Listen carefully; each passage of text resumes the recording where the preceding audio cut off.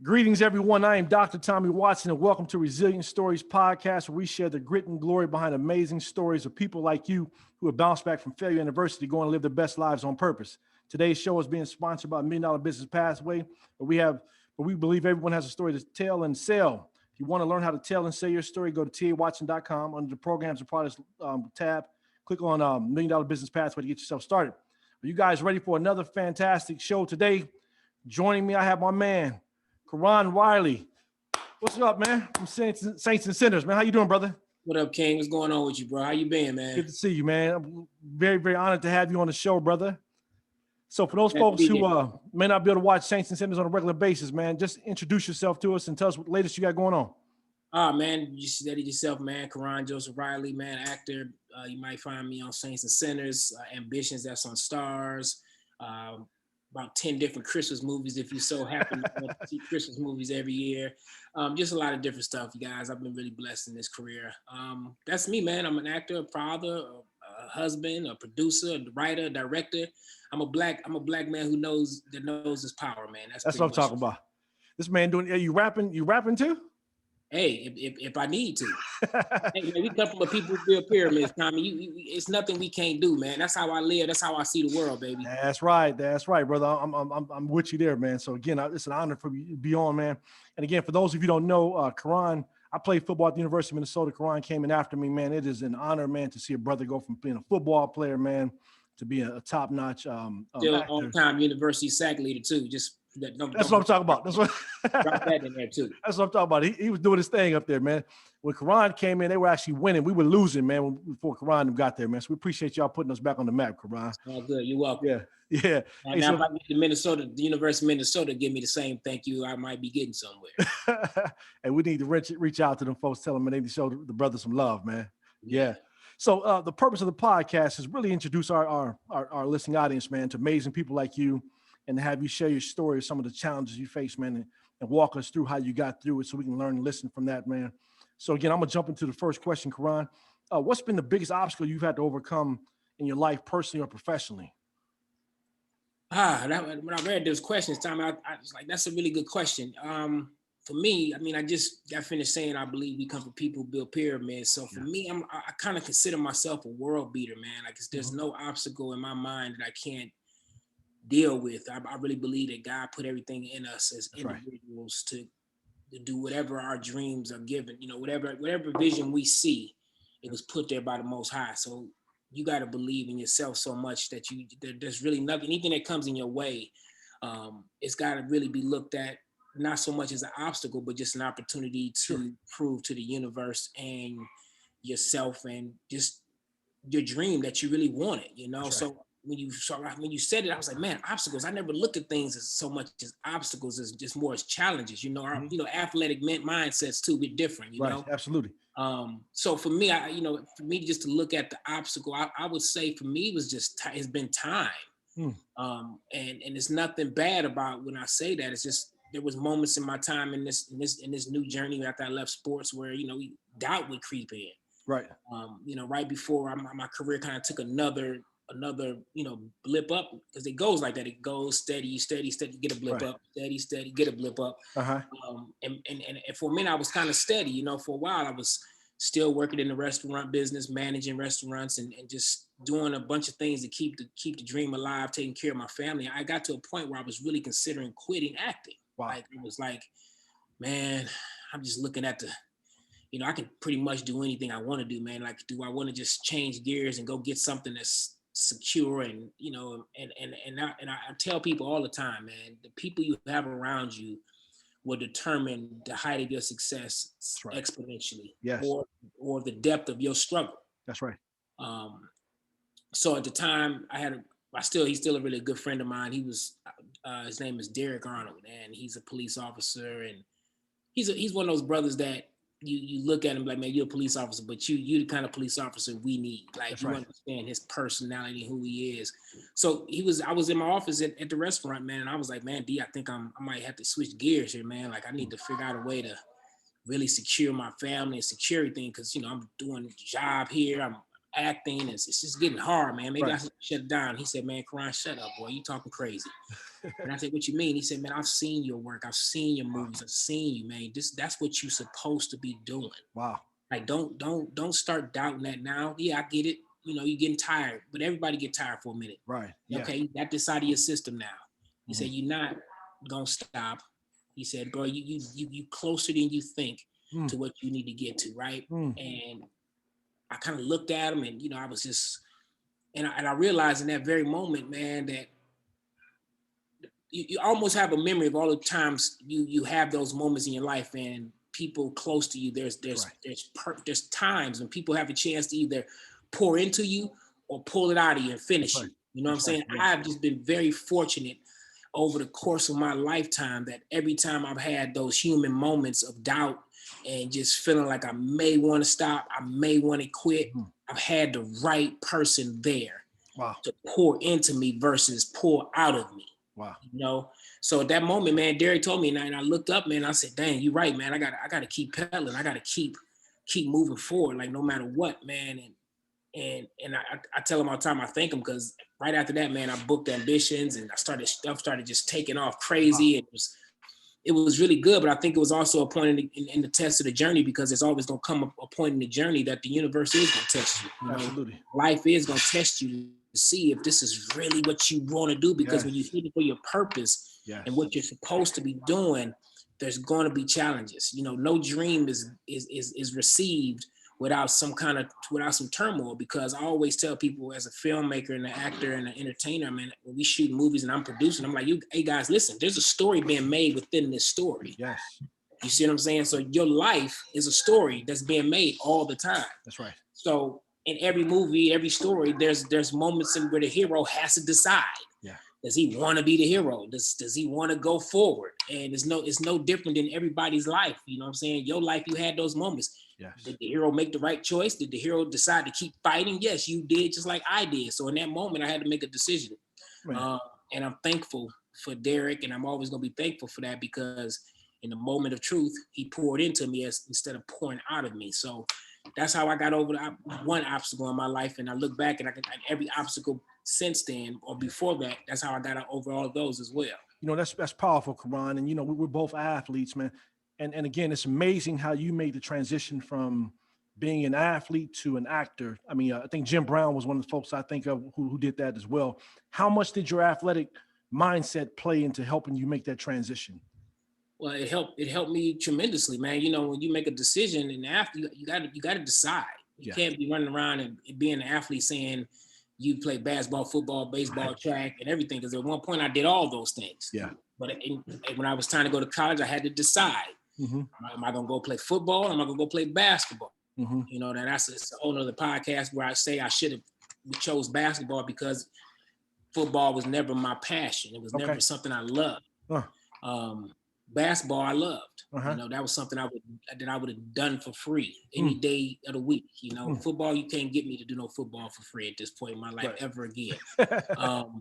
But it was that point, man. I instead of chasing your purpose or your dreams, it's like you take your second choices. I always say go passionate. So now for me as an athlete, I knew that I chose football and that wasn't my passion. I know what that felt like. It was successful. It was great. But I always wanted to be an actor. I wanted to be an actor in first grade, man. Oh, really? I even started playing sports. Really? I was pushing play, man, in the first grade. And my mom and them, they screamed so loud from that front row. And I gave that one line. And I was like, yo, this is what I'm going to be doing forever. You know what I'm saying? So as I got older, growing up in Detroit, it really wasn't an avenue for, the arts like that, coming up in that time. And just, we still was in this country, man. So a lot of times I had examples, but I was just like, I'm gonna be that one day, Sure. So sports took over, and I went with sports. So to bring it back to the original statement, how did sports prepare me? I mean, I made a decision a long time ago. I wanted to be an actor, and athletics was a part of that, because it was like something I was really good at as well. So I honored God, I honored my gift, and I used it until I couldn't use it anymore. And once that was on, I went back to my original passion, which is acting and performing and doing what I did. Even when I played football, I treated it as a performance, bro. Like, you missed the K Boogie era at Minnesota, but it was something special, baby.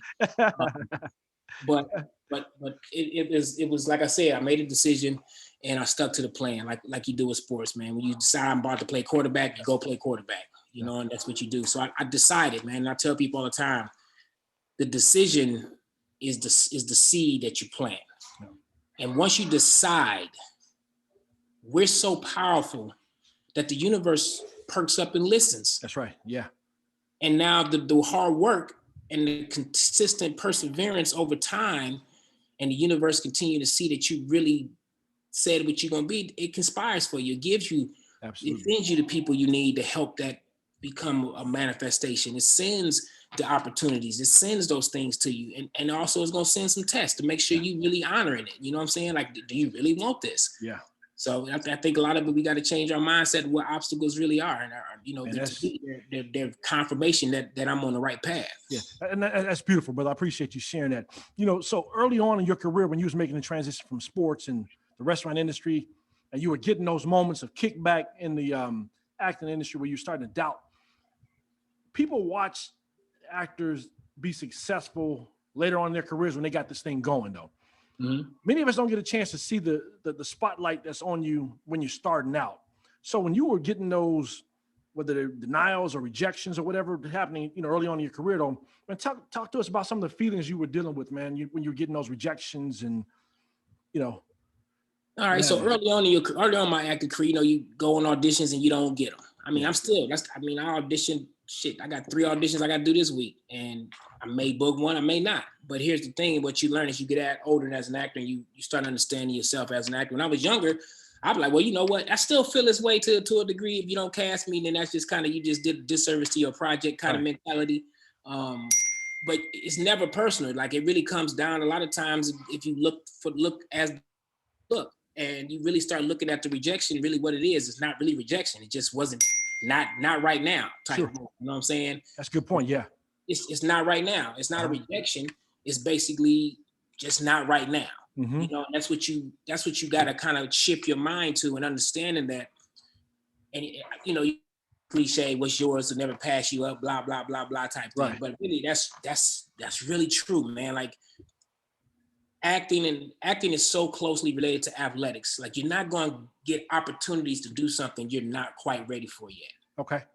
Like, you're not going to get a scholarship to the University of Minnesota if you can't play there, if you can't play at that level. Right. You see what I'm saying?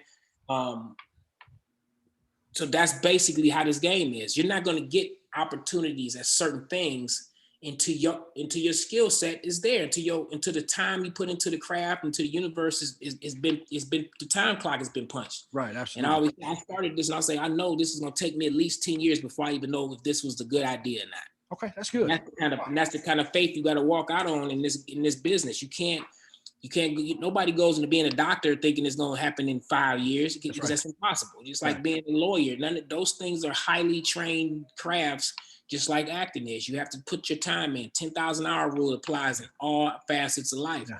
So in the midst of me dealing with the rejection, I just keep my eyes on 10,000 hours. It's like, I just got to keep pedaling to my 10,000 hours. You know what I'm saying? That casting director didn't see it. Maybe I'm not ready to show what I need to show. You know, it ain't always about somebody else. It's a lot of times it comes down to what you are, what you're doing. You put enough work in. Are you dedicated to the craft like you say you are? Are you studying the craft? Are you putting in the time in? So, and if you're doing all those things, man, the rejection doesn't even burn, because you know it's just a matter of time now. It's not about that not being yours. It's just your time is coming, and you train and you stay sharp and you keep working in your craft. So when your time does come, you don't drop the damn ball. Right. And that's the thing I'm always working my ass off for, because it's like, yo, I'm not gonna be that guy. You know what I'm saying? When they throw me the ball, I'm gonna catch it. That's right. And I'm gonna dance. I'm gonna do my whole thing, because I done put the work in, and I'm not worried about these little rejections along the time, because those little rejections are just part of the story for when I do get the big win. Nobody want to hear a story with all victories. It's not a fun story. Who want to watch a movie where the hero never got to make a decision, or never gets tested, or never has to fight through that's why Will Smith and them put running scenes in their movies, man. It's something about the fight that makes people want to go with you. You know what I'm saying? Makes you relatable, doesn't it? Makes you relatable. It just makes the story worth hearing. Yeah. You see what I'm saying? So I really embrace it all. I embraced the rejection. Like it was a time I say, you're gonna be on my list, you're gonna be this. And they all still on the list. I mean, everybody who does says no to me, I keep a list. Yes, I do. It's cool. And that's just who I am as an athlete. That's what motivates me too. Yeah. Be in acting classes on Monday to this day. I train still, even when I might be in the midst of shooting a movie and I go to class. It's just the things that you got to keep doing to keep going further, because it's a highly competitive business. Yeah. It's a 10 million people trying to be what I want to be. Right. Just like it was everybody with football. Yeah. You know, waiting for you to make that one mistake so they can take your position, right? One mistake, waiting for me to roll my ankle, waiting for me to blow my knee out. Yeah. You know what I'm saying? And that's the world we live in. I went from one world like that to another one. So I'm used to these shark infested waters. Yeah. So the rejection for me ain't never been a problem, man. Once you get past it, know to understand your picture is the whole overall picture. You don't really trip on like a little paint spill here and there. You look at the whole picture. You know, that's a great perspective to have, Karon. I appreciate you sharing that. You know, you mentioned Derek on your journey. Was there anyone else who gave you some advice or kind of mentored you early on in your career or even now? Yeah, man, I've had coaches. I've had all sorts of people along the path, man. Like one of the biggest people that influenced my life early on was just my basketball coach, Benny White, man, in high school. Sure. You know, I was a talented kid, and I was spoiled and bratty, and I didn't know how to be a leader. I didn't know how to, because I was one of those kids that went from everybody not really paying attention to me to all of a sudden everything came together for me at one time. And of course, I carried a lot of the pain that I was carrying from when people weren't checking for me. So when I got to a status of athletic ability and everybody was like, oh my God, Karon, you the shit. I'm like, yeah, I know. You didn't do it, you should have been, whatever. Kiss my butt, whatever. And I was a little angry, a little bit resentful, but then my coach broke it down to me. He said, man, do you understand the gifts you've been given and the hand you've been given? Like all those guys out there that you on the team with, you're the only one that's gonna make it. Do you understand that? And I'm like, what?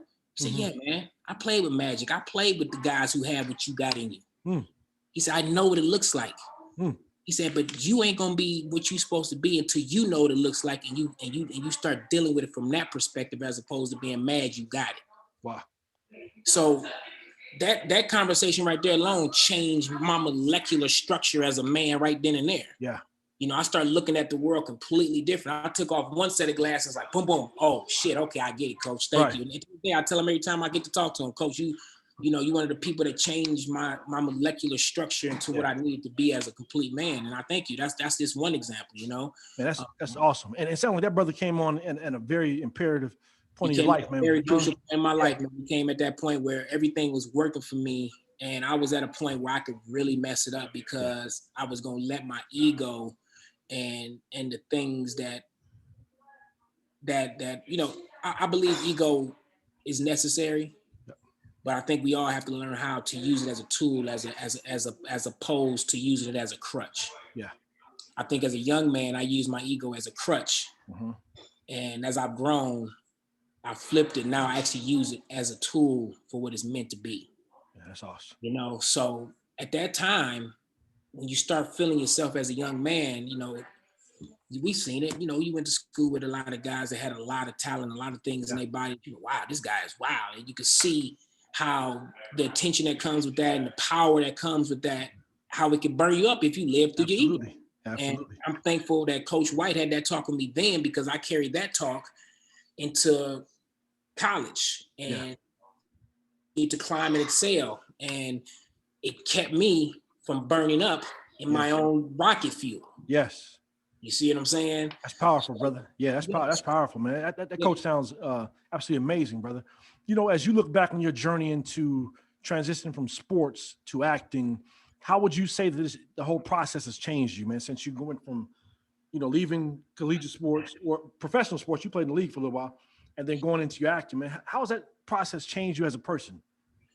I think it's just really confirmed to me that it's something bigger at work at all times, man. That's good. That the Most High is always prevalent, but the most eye-opening thing that I've learned in the last 10 to 12, 15 years, like you said, since this transition has occurred and what's come out on the other side of the wash of this transition, because through that transition, there was changes happening in me as a man. You know what I'm saying? I was starting my family. I just got married. I mean, it was a lot going on, man. Right. You know, I lost my mother in that transition. It was a lot of things that shaped me to who I am today at 42 years old. And I'm so happy to be right where I am right here because I know the evolution that had occurred. So I think the basic thing I would say was just, I'm more than ever clear that the Most High resides in us, through us. So basically, your life is exactly what you're gonna make it to be. That's right. And only person who controls that is Karon Joseph Riley. That's right. The good, the bad, the ugly. That's right. I have learned that accountability in your wins, your losses, and everything in between is what separates you from almost everybody on the planet. That's right. You know? And I still, you know, and you learn you can't place blame. You have to, and every once in a while you still slip up, man. That was on, if that wouldn't happen, nope. Something goes wrong, it's my fault. That's right. That's right. That's right. And that's good. And kind of carries me to the next question, man. So as you look back on this journey, man, would there be anything you would do differently? Anything you've done differently? Just for the sake of the interview, I would have played basketball over football. Yeah. That's the only thing. That is the only thing I can look back on my journey and say I would have done different to live that experience, because I know now what the difference is between going after your purpose and your dream versus chasing money. When I did football, I was chasing money. Sure. It was a business decision I made at 17 years old. Yeah. Literally. I was 6'3". Football was always easy to me. I knew at 17, barring a crazy injury, I was going to the NFL. Right. I had doubt about going to the NBA because of my size, not my skill level, just size. And I went to a real quick story. I went to an AAU tournament my senior year before I decided to take a football scholarship or a basketball scholarship, because I was getting recruited by D1 schools on both sides. Okay. All the football schools thought I was going to choose basketball. That's how good I was. Wow. Because they would come see you if you play another sport. They would come see you if they recruiting you to see let's see how good he is in this, right? To see what kind of, so all the football teams that was recruiting me, they came and watched me do a football season. Then basketball season started, so they would come back. And all of them that came back to saw me play basketball, they were like, "Oh man, he ain't coming to play no football." Like, so I went to his AAU tournament the summer of my senior year, and I saw Kevin Garnett playing basketball up close. Wow. And in that moment, I was like, "Yo, it's a whole nother thing here." And I just don't know if I have enough time in 4 years in college to surpass that. Yeah.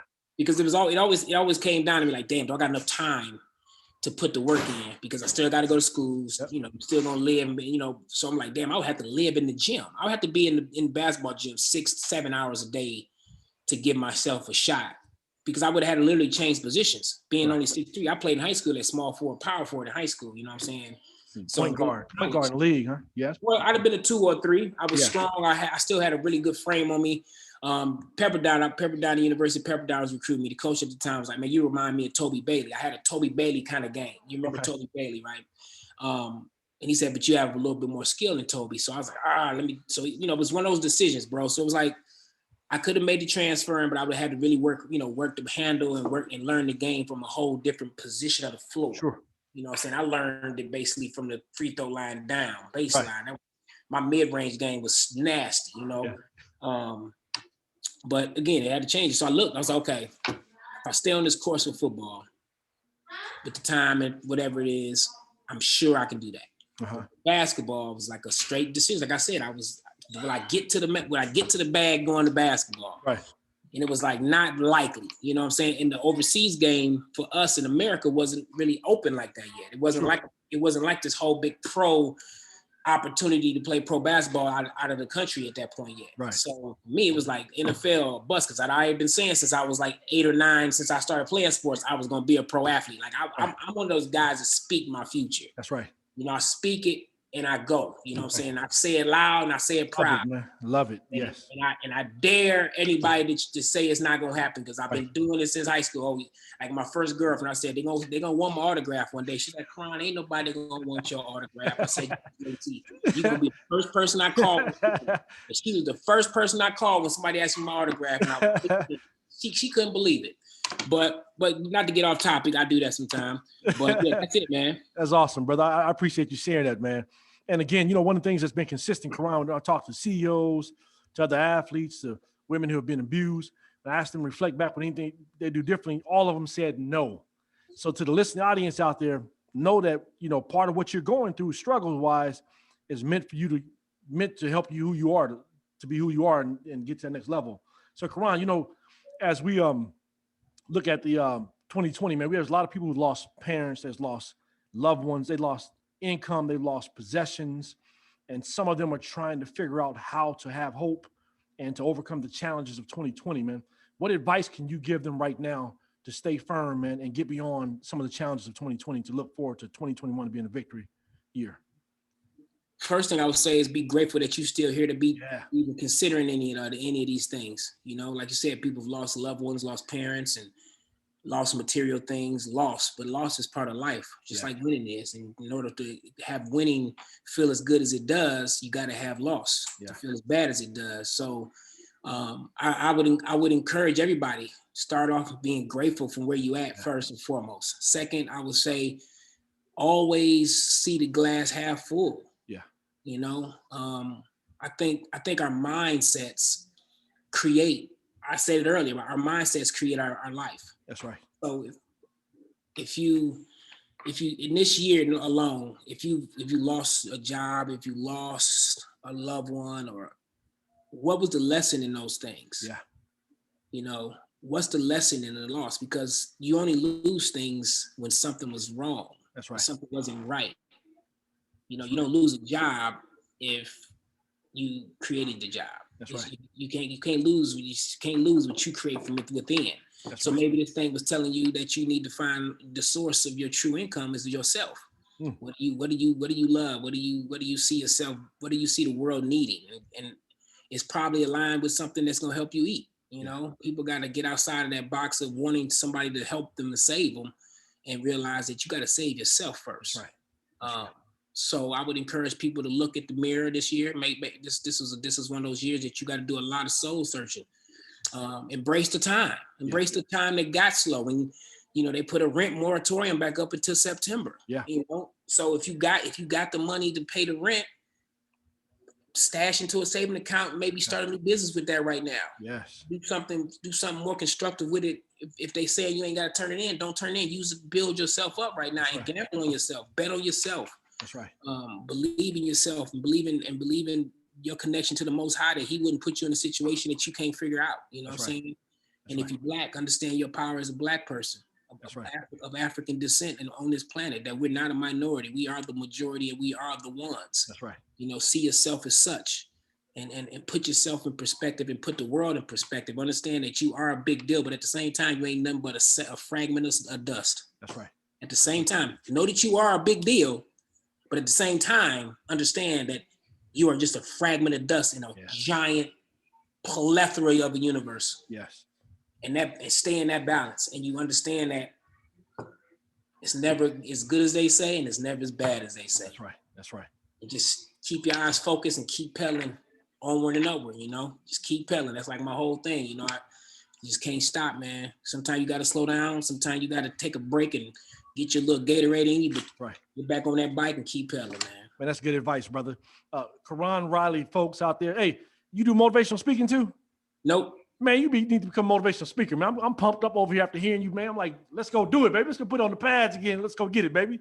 Hey, man, I just move in my purpose, bro. Yeah. So whenever I encounter somebody, I just be myself, and hopefully I do serve you and help you get some power in you to do the next step, man. I think that's what we all supposed to do for each other, man. That's right. We're supposed to inspire, and we're supposed to pour into each other, man. That's right. If I left this interview and I wasn't fulfilled and you ain't fulfilled, then this wasn't a good interview. Man, that's what I'm talking about, man. Karon Riley, folks out there, man, this is an amazing brother, man. I'm so proud of him, seeing him on this journey here. Karon, if folks want to reach out to you and get a hold of you, what's the best way to follow you or what have you? Well, I always say this, man. If you're African descent on these interviews, before you follow me, follow yourself. Read there you go. Books. I'm gonna tell you a couple books you should look into reading. The Destruction of the African Civilization is one. Look at Christ Before Christianity by Dr. John Henry Clark, and download Dr. John Henry Clark's lectures on iTunes. Right after you download WAP, download Dr. John Henry Clark's lectures on iTunes and start listening to probably one of our most well-read scholars of our time. He passed away, but his lectures are on iTunes, and he would give you a blueprint of what you should read other than those other books I mentioned. And we got to start getting back to learning our self-knowledge past what they've given us. If they gave it to you, you got to basically don't trust it. Absolutely. So that's what I tell you. Before you follow me, follow yourself and learn yourself. And then you can look me up, Karon Joseph Riley on all platforms, Karon J. Riley on Twitter, all that. Yeah. Like that's I said, awesome, man. I'm working to the point where you ain't got to find me. You ain't got to look for him. He's everywhere. You ain't got to look for him. They're everywhere. So soon I'll be everywhere like rain. That's what I'm talking about. I'd even throw in there The Miseducation of the Negro by Carter G. Woodson, one of my favorite books as well, man. That's read that was dope, man. Yeah. Yep. Hey, so come on, we talked about some serious stuff here. You ready to have some fun? We're gonna have some fun on this podcast, all right? Always love fun, baby. So the second part of this podcast is what we call the rapid fire portion, purpose questions, all right? That's your little mama there? Hey, little mama. So what I'm gonna do, I'm gonna ask you a bunch of questions around purpose, rapid fire. I'm not gonna elaborate on them. Just give us your best answer. Okay, got it. All right, here we go. Karon, tell us how you have turned a dream into reality. Hard work, perseverance, and belief. What gives your life meaning? My legacy. If money wasn't an issue for you, what would you do with your time? Make movies and ride my bike all over the world. I love it. What word best describes you? One word that best describes me would be unstoppable. Unstoppable. Okay, good. What problem do you want to solve in our world? Sickle cell. Okay. What was your favorite thing to do as a kid? Play. Okay. What do you wish you had more time to do? Ride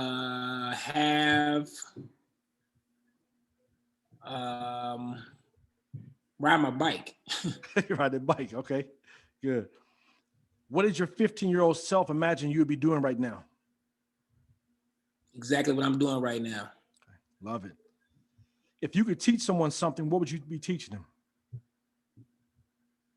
Self-belief, self-love. Okay. Who inspires you the most?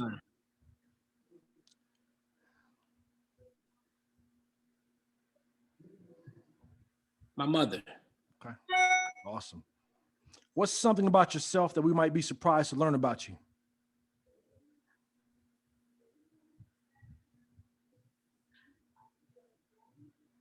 I love comic books.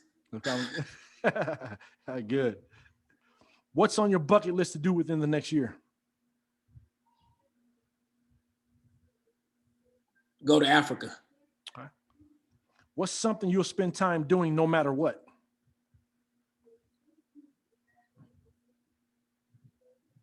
Watching movies. Okay. What do you want your grandchildren to say about you?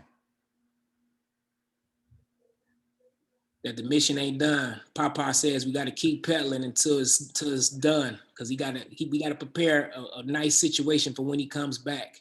Oh, I love it. If you were a superhero, what would your superpower be? Flight. Okay. If I walked around your home right now, what clues would reveal to me what it is that you love?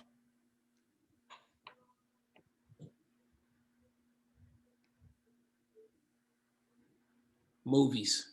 Okay. What do you love to learn about? Myself and my culture. Okay, good. What sparks your creativity? Everything. Okay. If you became president today, what law would you pass first? We would rewrite the Constitution to suit the people of the country honestly and truthfully. Okay, like that. If you could follow someone around for a day, who would it be and why?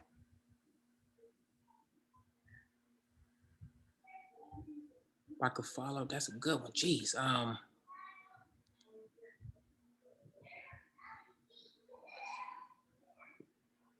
Denzel Washington. Denzel. Because he's had such a great career. And he just seems insightful. I always tell people I would just love to sit down and have dinner with him. Yeah. Awesome. What do you love to do for others? Be myself, which takes care of everything because I'm a giving person already. So yeah, that's awesome. What's been the best gift someone's ever given you? Self-love. Okay. What's the best compliment you've ever received?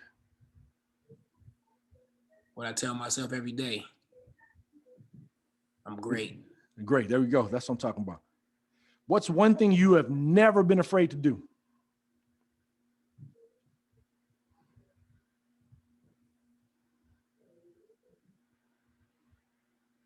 Try. Okay, good. What moment from your childhood are you most proud of? Everyone. Everyone of. Good. Everyone. Okay. What does success look like for you? My family's healthy. My kids are and vibrant. And we can do anything we want to do when we want to do it. That's what I'm talking about. If I were to speak to the people who know you best, what would they say your purpose is in life? To lead and inspire. Okay. What's been the biggest lesson you have learned in life? That you got one. Make it count. And last but not least, how do you want to be remembered in history? Changing the world. That's what I'm talking about. Karon, give yourself a round of applause, brother. You made it, man. Great job, man. I appreciate you sharing those insights with us, brother.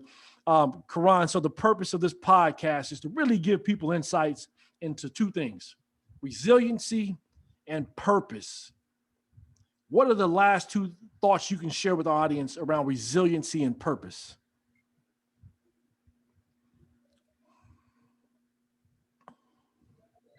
I'll leave them with this, which is one of my mottos that I tell, like with my production company and team. I always say this: we don't chase purpose, we don't chase people, we chase our purpose. Yeah. We don't chase money, we chase our greatness. Yes. So to figure out what you said, purpose and resiliency, if you find your purpose, it comes with resiliency. Yes. Yes. That is beautiful, brother. It's an accessory to purpose. If you're in your purpose, resiliency comes with it. Nothing can stop you, right? It's a fuel. It's an everlasting fuel. Yes. Yes. Man, very well said, brother. I appreciate you big time for joining me, man. Folks out there, let's give Karon Riley another round of applause, brother, for joining us, man. Thank you for your insights and everything else. Folks, if you're someone out there who is an overcomer, has an amazing story, we want to hear from you. Ask you go to our website, tiawatson.com, share your story with us. Please be sure to subscribe to our podcast, Resilient Stories. Download this episode, review it, share with your folks on social media. We're always looking for sponsors as well with our website. And again, thank you, everyone. God bless. Peace and deuces.